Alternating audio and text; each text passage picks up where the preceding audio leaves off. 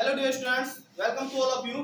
Student IQ classes में आपका स्वागत है। स्टूडेंट, आज की वीडियो में हम लोग एक बहुत ही जबरदस्त यह क्लास होने वाला है क्लास 10 के संस्कृत का, जिसमें आपको एक ही क्लास में लगभग 3-4 चैप्टर के आंसर क्वेश्चन आपको बैठे बैठे याद हो जाएंगे। आपको याद करने की जरूरत भी नहीं पड़ेगी। इस तरीके से मैं आप लोगों को पढ़ाने जा रहा हूँ, ठीक है। उसके बाद फिर हम लोग अगला चैप्टर लेके आएंगे और दो से तीन क्लास या 2 ही क्लास में संस्कृत टोटल स्वाहा। तो चलिए स्टार्ट करते हैं। और ये सभी क्वेश्चंस आपके एग्जाम में सिलेक्टेड क्वेश्चन है। अगर इनको आप लोग कर ले रहे हैं तो एग्जाम में टोटल 16 जो क्वेश्चन आते हैं ना, 16 कितने क्वेश्चन आते हैं आपके एग्जाम में? 16 आते हैं, जिसमें से आपको 8 को बनाना रहता है और 16 नंबर में आते हैं। बात 16 नंबर में आते हैं, 8 गुना 16। तो वही क्वेश्चन आपको यहाँ पे मैं कराने वाला हूँ। यानी आज तो संस्कृत में आंसर क्वेश्चन किसमें आ रहा है? हिंदी में आ रहा है। तो हिंदी टू हिंदी उसका आंसर क्वेश्चन देना रहता है। तो चलिए शुरू करते हैं। एक नंबर क्वेश्चन यहाँ पे है कि मंगलम पाठ, हमारा पहला पाठ कौन है? मंगलम, ठीक है। सबसे शुरू में इसमें कितने आपके मंत्र दिए गए हैं? 5 मंत्र दिए गए हैं ना। 4 उपनिषद से इसमें 5 गो मंत्र दिया गया है। तो इसके बारे में देखिए यहाँ पे पहला है कि नदी और विद्वान में क्या समानता है।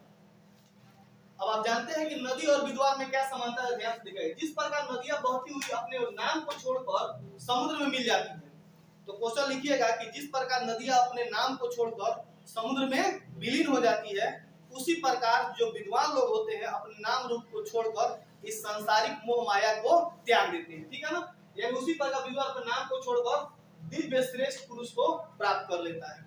याद हो जाएगा, याद हो जाएगा। कहिएगा, जिस प्रकार नदी अपने नाम रूप को छोड़कर समुद्र में विलीन हो जाती है, उसी प्रकार जो विद्वान लोग होते हैं अपने नाम रूप को छोड़कर इस दिव्य परमात्मा यानी संसारिक मोह को त्याग कर क्या दिव्य श्रेष्ठ पुरुष ब्रह्मा को प्राप्त कर देते हैं। आई होप दैट क्वेश्चन आपसे याद हो जाएगा, ठीक है। समझा दिया मैंने। दूसरा क्वेश्चन आइए, महान लोग संसार रूपी सागर को कैसे पार करते हैं? जितने भी महान लोग दुनिया में हैं, वे संसार रूपी सागर को कैसे पार करते हैं? तो महान लोग अपने को अज्ञानी तथा अन्य विद्वान को ज्ञानी समझकर संसार रूपी सागर को पार कर जाते हैं। बिल्कुल सही बात है। जितने भी विद्वान लोग होते हैं, याद रखिएगा, वो लोगों की बातों को सुनना ज्यादा पसंद करते हैं, उनकी बातों को जवाब देना पसंद नहीं करते हैं। समझ रहे ना। तो विद्वान लोग अपने को अज्ञानी तथा दूसरे जो विद्वान है उनको ज्ञानी मानते हैं, ठीक है ना। और इस तरह मानकर संसार रूपी सागर को क्या कर जाते हैं? पार कर जाते हैं। मैंने क्या कहा कि विद्वान लोग संसार रूपी सागर को कैसे पार करते हैं? तो आपका राइट आंसर होना चाहिए कि विद्वान लोग संसार रूपी सागर को इस प्रकार प्राप्त करते हैं कि वे अपने आप को अज्ञानी तथा जो दूसरे विद्वान हैं, दूसरे उनके समानांतर जो विद्वान हैं, उनको वे लोग क्या मानते हैं? ज्ञानी मानते हैं। यानी ये नहीं कहते हैं कि आई एम द बेस्ट, है ना।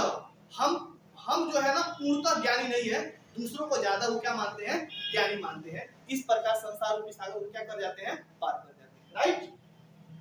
अर्थात महान व्यक्ति अपने नाम को छोड़कर उस दिव्य श्रेष्ठ को प्राप्त कर लेता है। सेम टू सेम ऊपर वाले क्वेश्चन की तरफ है। चलिए, समझ में आ गया ना? 2 क्वेश्चन समझ में आ गया। चलिए बढ़ते हैं हम तीसरे क्वेश्चन की तरफ। मंगलम पाठ का 5 वाक्यों में परिचय दे। देखिए, एक बात बताते हैं, आपके संस्कृत की किताब का जो पहला पेज है ना, उसमें 5-5 लाइन सभी पाठ के बारे में लिखा गया है। देखिए होइएगा, 5 लाइन मंगलम पाठ के बारे में है, 5 लाइन पाटलिपुत्र वैभव के बारे में है, 5 लाइन आलस कथा से है। 5-5 लाइन दिया है ना। तो वही आप अगर याद कर लेते हैं तो आपका काम क्या हो जाएगा? चल जाएगा, ठीक है ना। आप देखिएगा सबसे शुरू में दिया होगा पाठ परिचय भी, तो अगर नहीं दिया है तो इसको याद कर लीजिए। मंगलम पाठ का 5 वाक्यों में परिचय देना है। 5 वाक्यों में कैसे परिचय देगा? मंगलम पाठ जो है ना, उसमें 5 मंत्र हैं। ये मंगलाचरण के रूप में क्या करते हैं? पठनीय है। 2 लाइन हो गया। तीसरा कि इसमें कितने ये 4 उपनिषद से लिया गया है। मुंडक उपनिषद है, कठोर उपनिषद है ना। इस प्रकार से यहाँ पे ईशावास्य है, कंठक है, मुंडक है तथा किससे? श्वेताश्वर है। इसमें 4 वो उपनिषद से लिया गया। देखिए, इस पाठ में 4 मंत्र क्रमशः ईशावास्य, कंठक, मुंडक तथा श्वेताश्वर नामक उपनिषद से लिए गए हैं, जो मंगलाचरण के रूप में क्या है? पठनीय है। कोई दिक्कत? 2 लाइन हो गया। उसके बाद से कहिएगा ये मंगलाचरण रूप पठनीय है। वैदिक साहित्य में विशुद्ध आध्यात्मिक ग्रंथों के रूप में उपनिषद का महत्व है। वैदिक साहित्य का मतलब होता है पुराने जमाने के जो साहित्य है उनको वैदिक साहित्य बोला जाता है। जो जब वेद की रचना हुई थी उस समय जो बनाया गया उपनिषद को वैदिक उपनिषद के नाम से जाना जाता है, ठीक है ना। इन्हें पढ़ने से परम सत्ता के प्रति श्रद्धा उत्पन्न होती है, यानी इन्हें पढ़ने से क्या होता है, परम सत्ता के प्रति श्रद्धा उत्पन्न होती है, सत्य के अन्वेषण की प्रवृत्ति प्राप्त होती है तथा आध्यात्मिक खोज की उत्सुकता होती है। उपनिषद ग्रंथ के विभिन्न वेदों से संबंध है। अब लिख लीजिएगा इसको, ज्यादा नहीं आएगा तो लिखिएगा इतना कि मंगलम पाठ जो है ना यह मंगलाचरण के रूप में पठनीय है, ठीक है। उसके बाद लिखिएगा इसमें पांच मंत्र हैं जो 4 उपनिषद से लिए गए हैं। 4 उपनिषद का नाम लिख लीजिएगा, ईशावास्य, पांडव, मुंडक तथा श्वेताश्वर, है ना। उसके बाद कहिएगा कि ये वैदिक साहित्य से लिए गए हैं, इनको पढ़ने से परम सत्ता के प्रति प्राप्ति होती है, ठीक है ना। ये सब चीजें आप लोग लिख सकते हैं, आंसर आप लोग का आ जाएगा, नंबर मिल जाएगा, कोई दिक्कत नहीं। देखिए पढ़ना बहुत सारी चीजें हैं, याद जितना आपका सटीक होगा माइंड में ना, रट्टा नहीं मारिए, उसको समझने का प्रयास कीजिए, और जब समझ में आ जाएगा तो अपने आप से क्या हो जाएगा, लिखा जाएगा, ठीक है। आप इसको रट्टा मारिएगा कि जैसे ये लिखा गया इस पाठ में 4 मंत्र क्रम से ऐसे याद थोड़े होगा भाई, ऐसे नहीं याद होगा, आपको मन में बैठाना। अच्छा ये जो है ना मंगलाचरण के रूप में पठनीय है, इसमें 5 मंत्र हैं, 4 उपनिषद से लिए गए हैं, 4 उपनिषद का नाम आपको याद है ना। उसके बाद से ये वैदिक साहित्य से लिए गए हैं, है ना। उसके बाद से इनको पढ़ने से जो है ना थोड़ा सा हमें क्या होता है, परम सत्ता के प्रति श्रद्धा उत्पन्न होती है। तो ये सब चीजें 5 लाइन में लिख लीजिएगा, ठीक है, कोई दिक्कत। आगे बढ़े, देखिए अब दूसरा, बस जितना इस चैप्टर से क्वेश्चन आना है वो यहाँ पे लिख दिया गया है, इससे ज्यादा क्वेश्चन आपसे नहीं पूछा जाएगा और ना ही आपसे। अब इसमें है जैसे कि प्रथम पाठ में है कि किसकी जीत होती है, तो सत्य की जीत होती है, कौन नहीं जानता है ना। किसकी जीत होती है, सत्य की जीत होती है। किसकी जीत नहीं होती है, असत्य की जीत नहीं होती है। नदियां कहाँ जाके मिल जाती है, तो समुद्र में जाके मिल जाती है, समझ में आ रहा है ना। उसके बाद से ये सब छोटा छोटा क्वेश्चन बनाएगा तो वो तो खुद, जैसे कि हिरण का सत्य का मुख किसके पात्र से ढका गया है, तो हिरण मैन पात्र सत्य से आप का मुख हम, है ना। तो ये सब चीजें वहां पे लिखी हुई थी, छोटा छोटा है, तो ये भी तो आप लोगों को याद ही होगा। बाकी ये सब क्वेश्चन है, ठीक है ना, कोई दिक्कत। चलिए दूसरा है पाटलिपुत्र वैभव। अब यहाँ पे पटना के बारे में है, पटना में गोलघर है, चिड़ियाघर है। चिड़ियाघर को का पूरा नाम है संजय गांधी जैविक राष्ट्रीय उद्यान, ठीक है ना, राष्ट्रीय उद्यान कहा जाता है, ठीक है ना। तारामंडल है ना, अभी तारामंडल फिलहाल बंद है, काम चल रहा है, समझ रहे हो। तो ये सब चीजों के बारे में वहाँ पे राजनीतिक गृह भी है, उद्योगशाला भी है, तो ये सभी चीजें पटना में है। पटना का इतिहास बहुत पुराना है, अशोक के समय का इसका इतिहास है, समझ रहे ना, अशोक के समय का इतिहास है। फिर उसके बाद से अंग्रेज आए, तो ये सब, उसके बाद से देखिए क्या क्या है इसमें, तो यही सब चीजों के बारे में, पटना के बारे में लिख देना है। पर दामोदर गुप्त ने पटना के संबंध में क्या लिखा है, तो पटना के संबंध में बहुत सारे कवियों ने अपना अलग अलग मत दिया है, समझ ना। तो एक दामोदर गुप्त नाम का एक कवि था जिसने पटना के बारे में लिखा है। दामोदर गुप्त ने स्वलिखित कूटनीतिक काव्य, तो क्वेश्चन पूछेगा कि दामोदर गुप्त ने कौन सा काव्य लिखा है, तो कूटनीतिम काव्य लिखा है, याद रखिएगा। कौन काव्य लिखा है, कूटनीतिम काव्य लिखा है, ठीक है ना। तो दामोदर गुप्त ने अपने कूटनीतिक काव्य में कहा है कि प्राचीन भारतीय नगरों में अग्रणी पटना गंगा नदी के किनारे विचित्र महानगर। कौन नहीं जानता है जी, सिर्फ यह लिखिएगा, सिर्फ इतना लिखना है कि दामोदर गुप्त ने अपने किसमें लिखा है, तो कूटनीतिक नामक काव्य में लिखा है कि पटना एक बहुत ही बड़ा महानगर था, है ना, जो गंगा नदी के किनारे बसा हुआ था। बस ऐसे लिख देना है, ठीक है ना। उसके बाद से पृथ्वी का तिलक, विद्वानों की निवास स्थली पटना। पटना के बारे में क्या कहा है दामोदर गुप्त, यह पृथ्वी का क्या है, तिलक है, पृथ्वी का तिलक है, विद्वानों की निवास स्थली है, यानी यहाँ पे बहुत बड़े बड़े विद्वान यहाँ पे क्या करते थे, तो निवास करते थे। विद्वानों की क्या है, अब निवास स्थली है, जो पटना का नाम, पटना का महानगर स्वर्ग से भी सुंदर स्थान है। पटना का जो नगर नाम है वह स्वर्ग से भी क्या है, सुंदर है, तो नहीं लिखा जाएगा। दामोदर गुप्त ने किस काव्य में लिखा है, कूटनीति में काव्य में क्या लिखा है कि पटना जो है एक विचित्र महानगर है ना।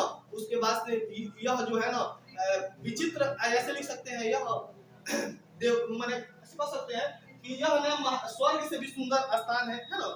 इसका नाम बहुत ही प्यारा है, यह गंगा नदी के किनारे बसा हुआ है ना। ये सब चीजें लिख सकते हैं आप लोग, कोई दिक्कत। तो एक बार एक देखिए वीडियो को देखिएगा, एक दो बार इसको पढ़िएगा, ऑटोमेटिक 2 बार 3 बार में याद हो जाएगा। आपको याद करने की जरूरत नहीं पड़ेगी, सिर्फ वीडियो को देख लीजिएगा, याद हो जाएगा आपको। समझ आ रहा है? चलिए उसके बाद है क्वेश्चन कि प्राचीन ग्रंथों में पटना के कौन कौन से नाम मिलते हैं? अरे प्राचीन ग्रंथों में पटना का नाम कुसुमपुर है ना, पाटलिपुत्र है ना, पाटलिपुत्र, कुसुमपुर, ये सभी नाम किसमें मिलते हैं? प्राचीन ग्रंथों में मिलते हैं। देखिए पटना में गुप्त वंश के शासनकाल में कौमुदी महोत्सव मनाया जाता था। आप लोग जानते हैं ना कि पटना में गुप्त वंश है ना, गुप्त वंश का संस्थापक श्री गुप्त था। आगे पढ़िएगा तो इतिहास में जाइएगा तो उस समय में कौमुदी महोत्सव मनाया जाता था। जैसे हम लोग का यहाँ दीपावली दशहरा है ना, उस समय मनाया जाता था।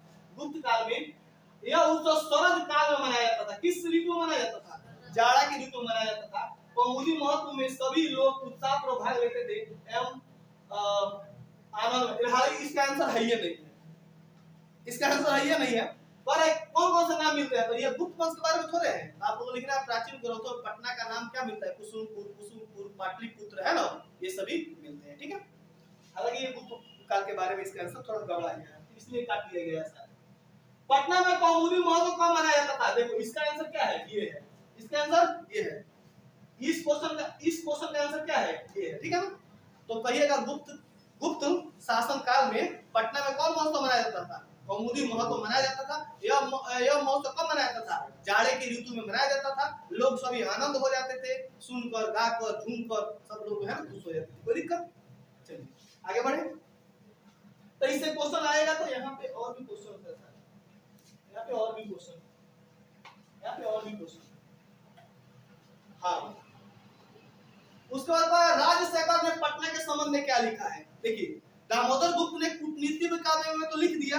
उसके बाद एक और लेखक आए जिनका नाम क्या है? राजशेखर। तो राजशेखर ने काव्यायी मानसा में लिखा है। राजशेखर ने कौन काव्य लिखा है? काव्यायी मानसा। राजशेखर काव्यायी मानसा। दामोदर गुप्त कूटनीतिज्ञ है ना, कूटनीति नामक काव्य। तो इसमें काव्यायी मानसा, कवि राजशेखर ने काव्यायी मानसा नामक कवि शिक्षक प्रमुख अपने ग्रंथ में सादर स्मरण करते हुए लिखा है कि यहाँ वर्षों पर्व पाणिनि, पिंगल, व्यांगिनी, वररुचि तथा पतंजलि आदि ने महान योगदान देकर ख्याति को प्राप्त किया। जो ये थे ना राजशेखर, इन्होंने कहा था कि पटना में जो है ना बहुत बड़े बड़े विद्वान आए थे, जैसे कि पाणिनि को संस्कृत का पिता बोला जाता है। समझ ना, संस्कृत का पिता ये यहाँ पे आए हैं पटना में, यानी इन्होंने अपना समय दिया है कहाँ पे? पटना में है ना। पाणिनि, पिंगल भी बहुत बड़े साहित्यकार थे। व्यांगी, वररुचि, पतंजलि को हम लोग चिकित्सा शास्त्र का पिता बोलते हैं। तो इन सभी लोगों ने क्या किया है ना, पतंजलि क्या है? आयुर्वेद का जनक पतंजलि, आयुर्वेद से संबंधित है ना। तो इन सभी लोगों ने अपना समय किसमें दिया है? पटना में दिया है और ख्याति प्राप्त किया है। यह बात किसने लिखा है? राजशेखर ने लिखा है। किसने में? काव्यायी मानसा। याद रहेगा। तो कहिएगा कवि राजशेखर ने काव्यायी मानसा नामक कवि शिक्षा प्रमुख अपने सादर स्मरण करते हुए लिखा है कि यहाँ वर्षों पर्व पाणिनि, पिंगल, व्यांगिनी, वररुचि तथा पतंजलि आदि ने महान योगदान देकर ख्याति को क्या किया है? प्राप्त किया। ठीक है, थोड़ा सा याद करना है, बस सिंपल में याद हो जाएगा। ठीक है, नेक्स्ट क्वेश्चन, पटना के प्रमुख दर्शनीय स्थलों के नाम लिखे। तो ये भी तो याद तो नहीं करना पड़ेगा ना आपको, आखिर रखिएगा इसको। पटना में के बहुत ज्यादा दर्शनीय स्थल है, जैसे कि गोलघर है, चिड़ियाघर है, तारामंडल है ना। उसके बाद से जैविक उद्यान, मौर्य कालीगंज से महावीर मंदिर स्टेशन के पास में है ना। गुरु गोविंद सिंह का जन्म है ना वहीं पे पटना में हुआ था। कहाँ पे? गुरुद्वारा है, ये सभी पटना में है। ठीक है, अब बताइए कौन कौन से विदेशी यात्री पटना में आए थे? तो देखिए मेगास्थनीज है ना, अशोक, ये किसके समय की बात है? चंद्रगुप्त मौर्य के समय की बात है। मेगास्थनीज आया था। वेनसांग चीनी यात्री था, फाया चीनी यात्री था। ये सभी पटना में क्या किए थे? लोग आए थे, लोग पटना घूमने के लिए, और यहाँ से लिख लिख के भर पोथी ले गए थे लोग, है ना। तो कौन कौन यात्री? मेगास्थनीज, फायान, वेनसांग, ये सब कहाँ पे आए थे? लोग पटना में आए थे। कोई दिक्कत? आगे बढ़े। भगवान बुद्ध ने पटना के संबंध में क्या कहा था? तो भगवान बुद्ध ने पटना के संबंध में कहा था कि यह एक दिन बहुत ही बड़ा महानगर बनेगा, लेकिन पानी से और आग से हमेशा क्या रहेगा? घिरा हुआ रहेगा। बस हो गया। प्राचीन ग्रंथों में कौन कौन नाम मिलता है? तो बताए ना कि कुसुमपुर, कुसुमपुर ये प्राचीन ग्रंथों में इसका नाम पाया जाता है। किसका? पटना का। कोई दिक्कत? उसके बाद कह रहा है कि 5 वाक्यों में परिचय देता। आप लोग तो लिखी बताइए दिया है 5 वाक्यों में परिचय ना। पटना का 5 वाक्यों में परिचय तो हम बता ही दिए। उसके बाद देखिए अगला क्वेश्चन समझिएगा। चंद्रगुप्त मौर्य के काल में पाटलिपुत्र की रक्षा व्यवस्था कैसी थी? तो चंद्रगुप्त मौर्य के शासन काल में वहां की रक्षा व्यवस्था बहुत ही अच्छी थी। क्या लिखना है? बहुत ही उत्कृष्ट थी, बहुत ही अच्छी थी।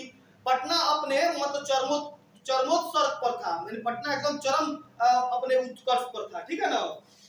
तो कहिएगा पाटलिपुत्र प्राचीन काल से अपने वैभव परंपरा के लिए विख्यात रही है। विदेशी यात्रियों ने अपने संस्मरण यानी अपने याद से यहाँ के अनेक उत्कृष्ट संपदाओं का वर्णन किया है। मेगा स्थानीय कौन था? चंद्रगुप्त मौर्य के साथ आया। चंद्रगुप्त मौर्य के यहाँ रह गया था बहुत दिन, है ना।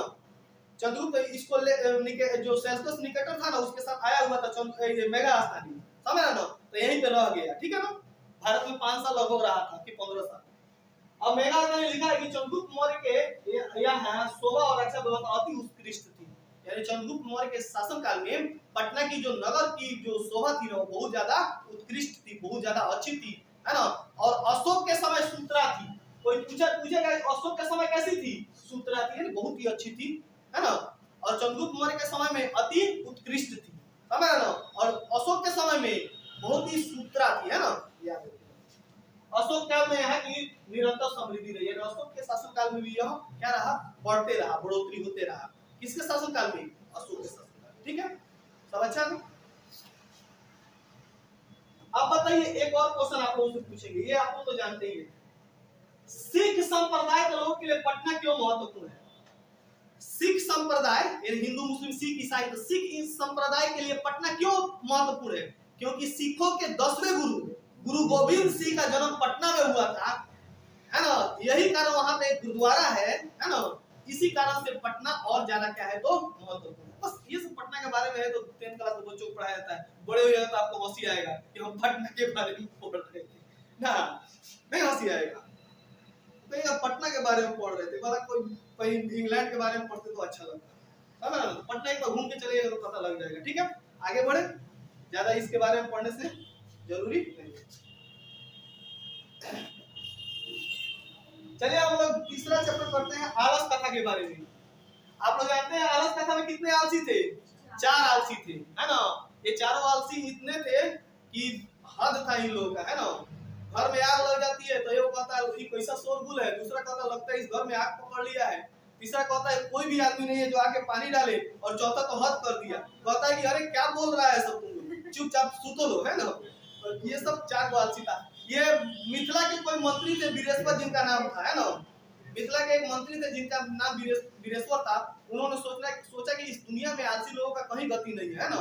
तो उन्होंने आलसी लोगों के लिए घर बनवाया, है ना, आलसशाला बनवाया। अब बहुत देखते गए तो बहुत लोग जो है ना आके ढोंगे आलसी बन के उस घर में रहने लगे, है ना।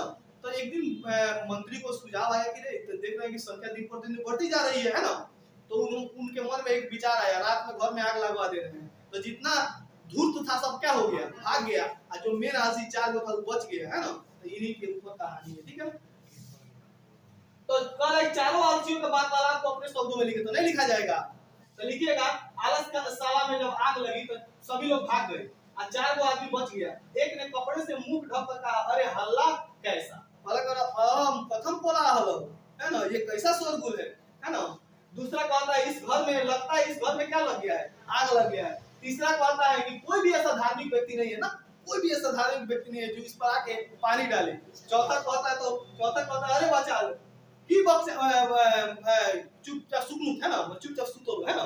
चौथा ये आदमी था, लिखा जाएगा ना। अगला और आलस कथा में किसका वर्णन है? आलस कथा में आलसियों का वर्णन है। आलस कथा से क्या शिक्षा मिलती है? आलस कथा से हमें यही शिक्षा मिलती है कि मनुष्य के शरीर में छुपा हुआ एक शत्रु है जिसका नाम क्या है? आलस है। हमें आलस नहीं करना चाहिए, समझ रहे ना। तो ये शिक्षा मिलती है। ठीक है, आलसी व्यक्तियों का जीवन बहुत ही कठिन हो जाता है, है ना, वे कोई काम नहीं करना चाहते हैं जिससे उनकी जिंदगी बद से बदतर हो जाती है। अब ये भी लिखवाना पड़ेगा क्या? अब ये भी अगर याद करिएगा तो समझिएगा आपकी आप स्टूडेंट नहीं है बल्कि आप रटंत विद्या है ना। चलिए, आलस कथा से क्या सीख मिलती है? वही बात है, आलस कथा से वही ना सीख मिलती है भाई, कोई दिक्कत है? आलस कथा का 5 वाक्यों में परिचय दे दीजिएगा लोग। आलस कथा का 5 वाक्यों में परिचय है कि आलस कथा में एक मंत्री रह रहे हैं जिनका नाम वीरेश्वर है ना। उसके बाद से ये एक मिथिला के एक लेखक है, उनका नाम क्या है जी, जो लिखे हैं इसको कौन लिखे हैं? मैथिली कवि जिनका नाम विद्यापति। हाँ, विद्यापति ने इसको लिखा है। विद्यापति ने इसको लिखा है कि वीरेश्वर नाम का मंत्री रहते थे, है ना। और इस ग्रंथ में 4 आलसी लोगों के लिए बारे में वर्णन है ना। और उसके बाद से यह कहिएगा कि आलस जो है ना मनुष्य के शरीर में छुपा हुआ एक शत्रु है, समझ रहे ना, हमें आलस नहीं करना चाहिए। इन्हीं सब चीजों के बारे में विद्यापति ने हमें जानकारी लिखा जाएगा।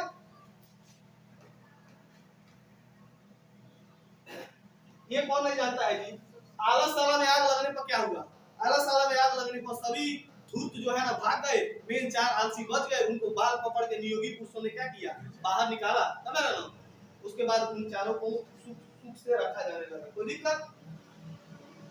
आगे बढ़े, बस हो गया, अगला बढ़ते हैं। यहाँ पे और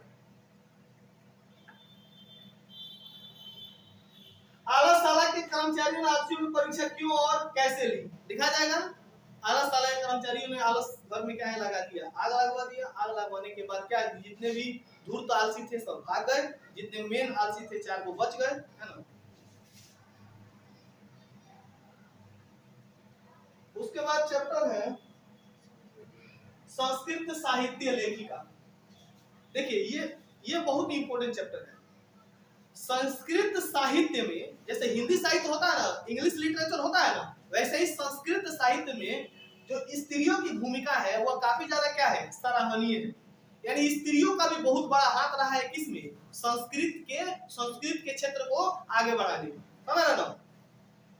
कहा गया है कि स्त्री और पुरुष समाज के जो गाड़ी होता है उसका 2 पहिया होता है, एक के बिना एक का काम नहीं चल सकता है। आज जो हम देख रहे हैं कि स्त्रियां पुरुषों से कंधा मिलाकर चल रही हैं, वो आज के समय की घटना नहीं है। ये बहुत दिन पहले वैदिक काल में भी स्त्रियां जो है ना, स्त्रियां जो है पुरुषों से कंधा मिलाकर चलती थी, है ना। तो ये सब स्त्रियों के बारे में वर्णन है कि स्त्रियों ने कौन कौन से काव्य लिखे, कौन कौन से रचना किया। तो संस्कृत के क्षेत्र में स्त्रियों की क्या भूमिका है इसके बारे में इसमें दिया गया है, ठीक है। तो चलिए इसको पढ़ते हैं। अब कह रहा है 1 नंबर आता है विजयांका।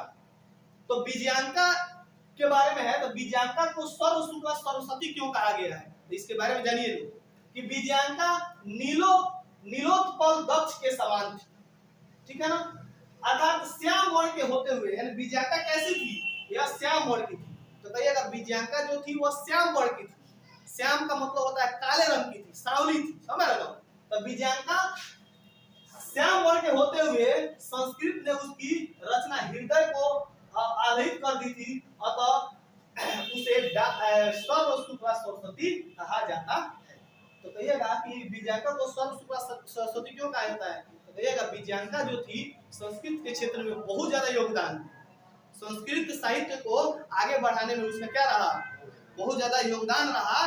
भले वह सांवले रंग की थी लेकिन संस्कृत के साहित्य को उसने बहुत ज्यादा रोशनी प्रदान की, ठीक है। इसीलिए उसे सर्व शुक्ला सरस्वती के नाम से जाना जाता है। लिखा जाएगा भाई, 1-2 बार देखिएगा, इसको समझिएगा, सामने है आपके, एक बार 2 बार पढ़ भी लीजिएगा। ऐसा तो नहीं मैं बोल रहा हूं तो सिर्फ आप लोग बोली भी सुनिए, थोड़ा सा पढ़िएगा भी, माइंड में बैठाने का प्रयास कीजिएगा, अपने मन के अंतरात्मा को थोड़ा सा लिखने का प्रयास कीजिएगा, तो बिल्कुल लिखा जाएगा, ठीक है ना। आगे बढ़े। आधुनिक काल की 3 संस्कृत लेखिकाओं का नाम लिखना है। तो आधुनिक काल की 3 संस्कृत साहित्य लेखिका का नाम मैं बता रहा हूं। एक का नाम है पंडित क्षमाराव, एक का नाम क्या है? पंडित क्षमाराव। दूसरा का नाम है वनमाला मवालकर, और तीसरा का नाम मिथिलेश कुमारी मिश्रा। ये आधुनिक संस्कृत साहित्य की लेखिका है। देखिए आज तो संस्कृत कोई पढ़ना नहीं चाहता है। हिंदी में बहुत लेखक आपको मिल जाएंगे, इंग्लिश में बहुत लेखक आपको मिल जाएंगे, संस्कृत में बहुत कम लेखक आपको देखने को मिलेंगे। तो ये आधुनिक संस्कृत साहित्य की लेखिकाएं हैं जिन्होंने संस्कृत के क्षेत्र में काफी ज्यादा क्या किया है, योगदान दिया है। ठीक है ना। तो पहला कौन थी, मान लीजिए तीन का नाम पंडित क्षमा राव, बनमाला ममालाकर और मिथिलेश कुमारी गुप्ता। ये आधुनिक मिश्रा, मिथिलेश कुमारी मिश्रा, ये तीन को का नाम आपको याद रखना है कि ये आधुनिक काल की संस्कृत लेखिका है। संस्कृत में बहुत अच्छा परचम लहराई है, यानी संस्कृत में कहानी किताब ये सब लिखी है। समझ रहे हो। तो क्या नाम है इनका, पंडित क्षमा राव, बनमाला ममालाकर और मिथिलेश कुमारी मिश्र। कोई दिक्कत? संस्कृत साहित्य के संवर्धन में महिलाओं का योगदान का वर्णन करें। अरे बहुत योगदान है। संस्कृत ऐसे लिखेगा, संस्कृत को आगे बढ़ाने में जितना पुरुषों ने भूमिका निभाई है उससे कहीं ज्यादा भूमिका किसने निभाई है, तो स्त्रियों ने निभाई है। समझ ना, स्त्रियों ने भी संस्कृत के क्षेत्र में बहुत ज्यादा क्या निभाई है, तो भूमिका निभाई है। जैसे देखिए पाठ में लेखक का विचार है कि प्राचीन काल से लेकर आज तक महिलाओं ने संस्कृत साहित्य में महत्वपूर्ण योगदान दिया है। सही बात है ना। दक्षिण भारत की महान साहित्यकार महिलाओं ने भी संस्कृत साहित्य को समृद्ध बनाया है। दक्षिण भारत यानी जितना तमिलनाडु फिल्म निकलता है, साउथ फिल्म, वहां की जो लेखिकाएं हैं उन्होंने संस्कृत के क्षेत्र में क्या दिया है, बहुत ज्यादा योगदान दिया है। इससे स्पष्ट है कि लेखक के विचार में महिलाओं का संस्कृत साहित्य में महत्वपूर्ण योगदान रहा है। ठीक है। तो आपको ऐसे नहीं लिखना, आप ऐसे लिखिएगा संस्कृत साहित्य के संबंध महिलाओं का योगदान बहुत ही ज्यादा सराहनीय है। जितना पुरुषों ने संस्कृत के साहित्य को आगे बढ़ाने का प्रयास किया है, उतना ही महिलाओं ने भी संस्कृत साहित्य को योगदान में बहुत ज्यादा क्या दिया है, तो योगदान दिया है। समझ रहे हो कि और मेन रूप से इनमें क्या है, दक्षिण भारत की महिलाओं ने इसमें क्या दिया है, बहुत ज्यादा योगदान दिया है। कोई दिक्कत? चले आगे देखते हैं। यह है पंडित क्षमा राव। संस्कृत में पंडित क्षमा राव के योगदान का वर्णन करना है। ठीक है। तो देखिए आधुनिक काल की लेखिकाओं में जो पंडित क्षमा राव का नाम है वो बहुत ही क्या है, प्रसिद्ध है। आधुनिक काल में बहुत सारे कवित्रियां हुई है, लेकिन उनमें जो पंडित क्षमा राव है उनका योगदान क्या रहा है, काफी ज्यादा सराहनीय रहा है। ये महिला है, ये पुरुष नहीं है। उनके द्वारा अपने पिता शंकर पांडुरंग, ये अपने पिता से शिक्षा ली थी। किससे शिक्षा ली थी, पिता से शिक्षा ली थी। इनके पिता का नाम क्या था, पंडित शंकर पांडुरंग के महान विद्वता का जीवन चरित्र को पूरा किया है और अपने पिता जी के ही जीवनी के बारे में इन्होंने क्या किया है, लिख दिया है। किसने, पंडित क्षमा राव ने। किसकी जीवनी लिखी है, अपने पिता। इनके पिता का नाम क्या था, शंकर पांडुरंग की जीवनी लिखी है, अपने पिता की जीवनी खुद लिखी है ना। गांधी दर्शन से प्रभावित होकर, जब गांधी जी आए थे ना, तो उनके दर्शन से प्रभावित होकर उन्होंने सत्याग्रह गीता लिखा है। आप जानते हैं कि महात्मा गांधी ने कौन आंदोलन चलाया था, सत्याग्रह आंदोलन चलाया था ना। महात्मा गांधी सत्याग्रह आंदोलन चलाया है, तो गांधी दर्शन यानी गांधी दर्शन से प्रभावित होकर इन्होंने सत्याग्रह गीता एक साहित्य लिखा, यानी किताब लिखा। समझ रहे हो। मीरा लहरी लिखा। मीरा कौन थी, श्री कृष्ण की दीवानी थी मीरा, है ना। मीरा लहरी। कथा मुक्तावली लिखा है। विचित्र परिस्थितियामा तथा ग्राम ज्योति जैसे अनेक ग्रंथों को लिखा है। किसने, पंडित क्षमा राव। अपने पिता की जीवनी लिखा है, गांधी संग्रह गीता लिखा है, मीरा लहरी लिखा है, कथा मुक्तावली लिखा है, विचित्र परिस्थितियामा लिखा है तथा ग्राम ज्योति जैसे अनेक ग्रंथों को लिखा है। किसने, पंडित क्षमा राव। नहीं लिखा जाएगा। क्वेश्चन आएगा कि पंडित क्षमा राव का संस्कृत में क्या योगदान है, तो कहिएगा पंडित क्षमा राव एक ऐसी लेखिका है जिसने अपने पिता यानी पंडित पिता शंकर पांडुरंग के महान जीवनी को अपने हाथों से लिखा है। इसके अलावा गांधी दर्शन से प्रभावित होकर उन्होंने सत्याग्रह गीता, मीरा लहरी, कथा मुक्तावली, विचित्र परिस्थितियामा इत्यादि सब ग्रंथों को क्या किया है, तो लिखा जाएगा। ठीक है, आगे बढ़े। सुनो, ये विजयनगर साम्राज्य के बारे में भी आप लोग पढ़ा रहे थे, याद होगा। विजयनगर साम्राज्य, विजयनगर राज्य में संस्कृत भाषा की स्थिति क्या थी, तो कैसी थी? तो विजयनगर साम्राज्य में संस्कृत की स्थिति बहुत ही क्या थी, अच्छी थी। विजयनगर की जो महारानी थी ना, जब ये वहां पे गया लोग